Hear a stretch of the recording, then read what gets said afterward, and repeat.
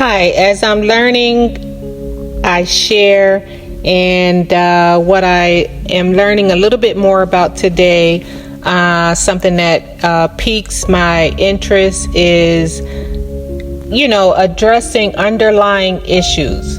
And not just underlying issues within ourselves or not just underlying issues within the organization, but as a whole.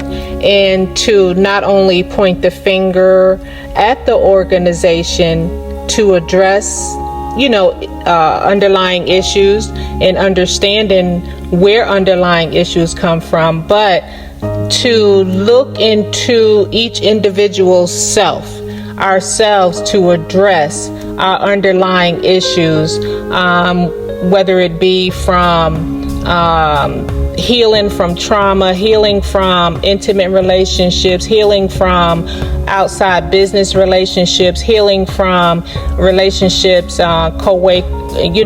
the workplace environment with coworkers, the underlying issues as a whole. And so in order to enhance productivity and morale in the workplace environment and effectively manage conflicts, because often in the workplace we're all people, we're all different, and the different perspectives, different backgrounds, different ways we look at things, regardless of how they formulate within us. It's crucial to address these underlying issues that may be contributing to challenges in the workplace environment. So by proactively identifying and resolving these root causes, organizations can create a more positive and harmonious workplace environment. Understanding the root causes to address underlying issues is essential to first understand what factors may be impacting productivity and morale in the workplace. This can involve conducting surveys, holding focus groups, or engaging in open dialogue with employees to gather insights into their experiences and perspectives. One thing I have learned and I enjoy is regular team meetings, regular communication and conversations about what's going on in your particular work environment on a regular basis, so that some of these underlying issues can come out and be addressed and seen by your coworkers, how you think, how they think.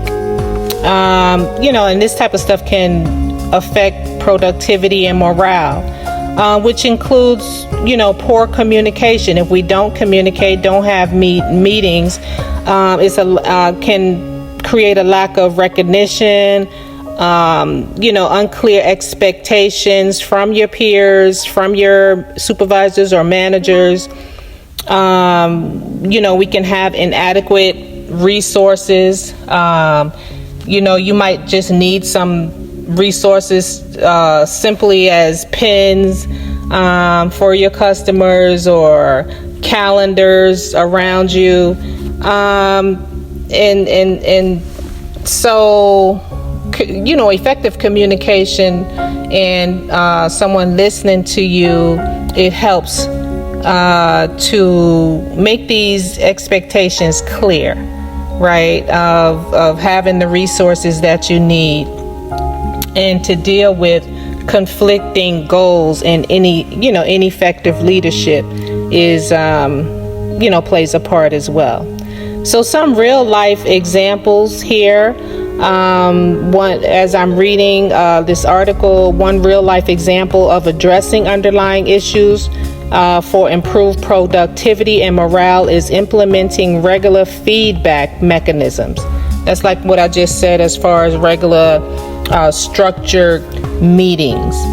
By soliciting feedback from employees on a consistent basis, organizations can identify areas for improvement. I mean, it's up to them whether they want to take actions to, help improving or ignore it and sweep it under the carpet. But by having these consistent meetings, it can help identify things that need to be improved. In this way, they can take proactive steps to address concerns before they escalate into larger conflicts. So you come into work every day and the same old thing happens over and over again, and then you hear your counterparts fussing and cussing about the same things. It eventually gets into your soul and can turn you miserable, but depending on what you're going home and doing for yourself to prevent this from getting into your spirit. So an example, a company could establish a quarterly feedback session where employees are encouraged to share their thoughts on various aspects of the workplace environment. Another example is promoting a culture of transparency and open communication. When employees feel empowered to voice their opinions and concerns without fear of retribution, it fosters a sense of trust and collaboration within the organization. This can help prevent misunderstandings and conflicts from arising due to miscommunication or lack of clarity. Sometimes people are timid to really say what's really going on in their immediate work area because they know they're going to be attacked. They're going to be put down by the popular person in the work environment. They can even be yelled at and say, if it wasn't for you speaking up in the meeting, we wouldn't be going through additional trainings. We wouldn't be going through additional meetings. Like, why don't you shut up and mind your business? Things of that nature. So people can get afraid to speak up because of this. Solutions for self-reflection. Self-reflection is also a key in addressing underlying issues that may be impacting productivity and morale. Individuals can engage in introspection to identify their own biases, triggers, communication styles, and areas for personal growth. So by taking responsibility for one's own actions and behaviors, individuals can contribute positively to the overall workplace environment.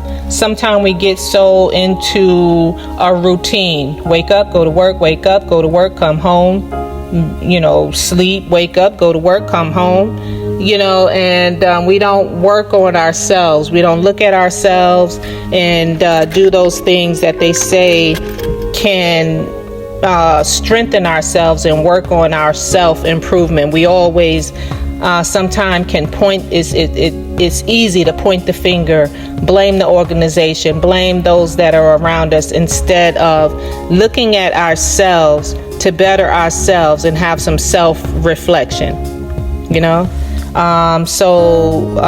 when we don't do that, we can become a firecracker in the workplace environment per se. So one way to look into oneself without hurting others is through mindfulness. Having mindfulness practices such as meditation or journaling.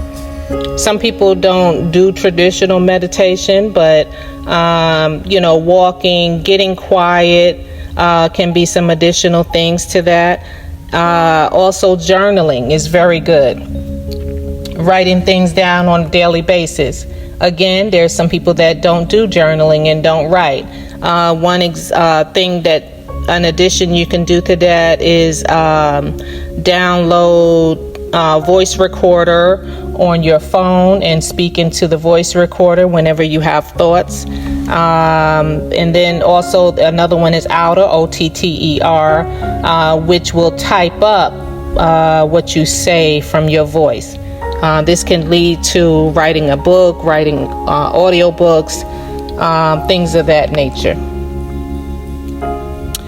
So these techniques can help individuals cultivate self-awareness, emotional intelligence, and empathy, which are essential qualities for effective conflict resolution and relationship building in the workplace. So addressing underlying issues on both parts, within the organization and within your own self, is crucial for enhancing productivity and morale in the workplace environment. I mean, we keep in mind and we understand that we cannot change everybody. We can only change ourselves.